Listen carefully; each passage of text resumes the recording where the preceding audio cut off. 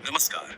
आज के इस विश्लेषण में हम एशिया के सबसे पुराने स्टॉक एक्सचेंज यानी बॉम्बे स्टॉक एक्सचेंज बीएससी की एक बेहद दिलचस्प यात्रा पर निकलने वाले हैं। एक ऐसी कहानी जो बहुत ही साधारण शुरुआत से लेकर आज के एक विशाल डिजिटल पावर हाउस बनने तक का सफर तय करती है। अगर हम 1850 के दशक की बात करें, तो भारतीय शेयर बाजार की शुरुआत किसी बड़ी, शानदार वातानुकूलित इमारत में नहीं हुई थी, बल्कि मुंबई में एक बरगद के पेड़ के नीचे हुई थी।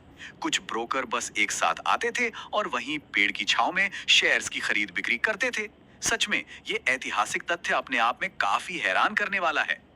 और आज उस बेहद साधारण सी शुरुआत ने कितना विशाल रूप ले लिया है। आज बीएससी में 5,500 से भी ज्यादा कंपनियां लिस्टेड हैं। बिल्कुल सही सुना, 5,500 से ज्यादा। भारत के सबसे बड़े एक्सचेंजों में गिना जाने वाला ये बाजार सच में एक पेड़ के नीचे से लेकर हजारों कंपनियों के एक आधुनिक केंद्र तक का अद्भुत सफर तय कर चुका है। तो इस विश्लेषण का एजेंडा कुछ ऐसा रहेगा। सबसे पहले बीएससी की ऐतिहासिक शुरुआत, फिर इसके मुख्य पड़ाव, उसके बाद हम समझेंगे कि ट्रेडिंग काम कैसे करती है, बीएससी की कमाई के क्या स्रोत हैं, और अंत में कागज से डिजिटल तक का सफर। चलिए शुरुआत करते हैं बीएससी की ऐतिहासिक शुरुआत और दलाल स्ट्रीट की जड़ों से। दलाल स्ट्रीट, वैसे ये सिर्फ मुंबई की कोई आम सड़क नहीं है। ये तो भारत की अपनी वॉल स्ट्रीट है। ये वो वित्तीय और सांस्कृतिक केंद्र है जहां से देश की पूरी अर्थव्यवस्था की धड़कन को साफ महसूस किया जा सकता है। अब आगे बढ़ते हैं बाजार के मुख्य पड़ावों की तरफ, समय के साथ एक यात्रा। अगर हम टाइमलाइन पर नजर डालें, तो 1875 में the native share and stock brokers association के गठन के साथ एक औपचारिक शुरुआत हुई थी। फिर 1956 में भारत सरकार ने बीएससी को आधिकारिक मान्यता दी और 1986 में तो एक ऐतिहासिक कदम उठाया गया। बीएससी सेंसेक्स बना, जिसमें 30 बड़ी कंपनियों को शामिल किया गया, जो आज भी बाजार की दिशा तय करती है। लेकिन फिर आया 1992 का वो साल जब हर्षद मेहता घोटाले ने पूरे सिस्टम को झकझोर कर रख दिया। खैर, ये एक बहुत बड़ा टर्निंग पॉइंट भी साबित हुआ।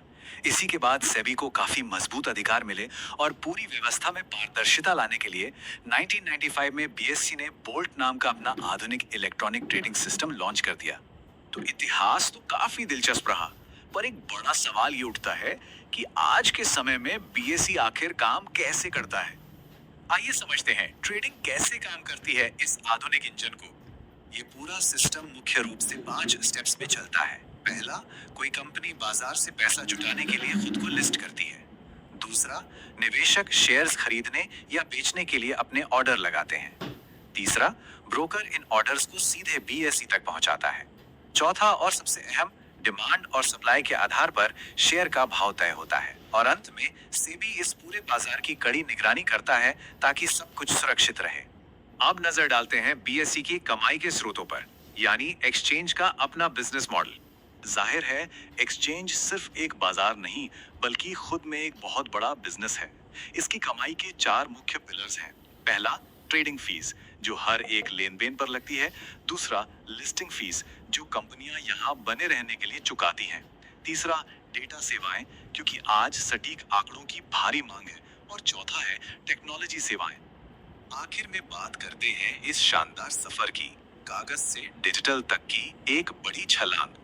इस बड़े बदलाव को अगर हम देखें, तो एक समय था जब सब कुछ मैनुअल होता था, कागजी शेयर्स का दौर था, प्रक्रिया बेहद धीमी थी और निवेशकों की संख्या भी मुट्ठी भर थी। और आज आज बाजार पूरी तरह ऑनलाइन है, डीमैट अकाउंट का युग है, ट्रेडिंग सेकंडों की भी कुछ हिस्से में हो जाती है और करोड़ों निवेशक इसमें सक्रिय हैं। ये तकनीकी छलांग वाकई काबिले तारीफ है।